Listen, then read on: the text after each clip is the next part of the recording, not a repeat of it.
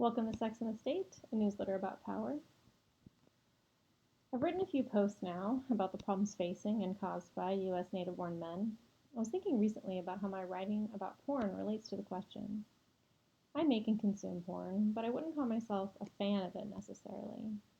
To me, it's kind of analogous to fast food. I enjoy it and appreciate that it's available to me, and also don't want me or anyone else to use it to excess.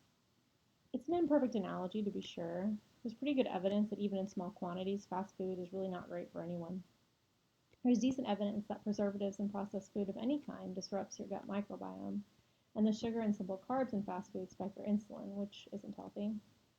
There's really no compelling evidence that watching a small amount of porn causes any harm to the average consumer.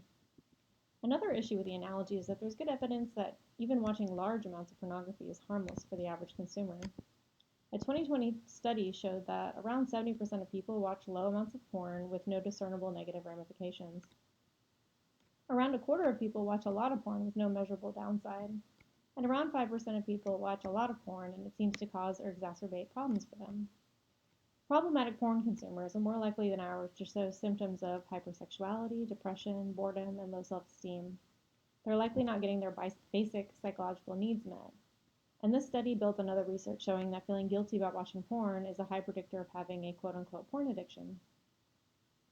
In fact, another study showed that men who look at porn more often who are in relationships have more sex with their partners. Women who look at porn more often have more partnered sex whether or not they're in a relationship, have better sex, and have more sexual flexibility. Porn use is associated with decreases in violence against women. Men who look at porn are actually less sexist than men who look at less of it.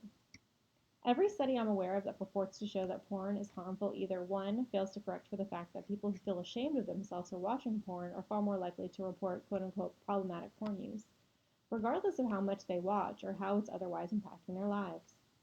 2. Misrepresents MRI results to show spurious findings. 3. Fails to establish causation. People already at risk of becoming sexual abusers are more likely to watch a lot of violent porn. But there's no evidence that watching a lot of violent porn causes the average person to be more likely to perpetrate sexual violence. In fact, there's a lot of evidence in the opposite direction. 4. Mislabels porn. Or 5. Is otherwise shown to be faulty. Why do I care? Well, I'll tell you this. I cared in 2013, way before I'd sold any porn. I care from a libertarian perspective. I support free speech and think adults should be free to make and consume porn. I care from a sex positive perspective. People who want to claim porn is morally wrong should just make and defend that claim.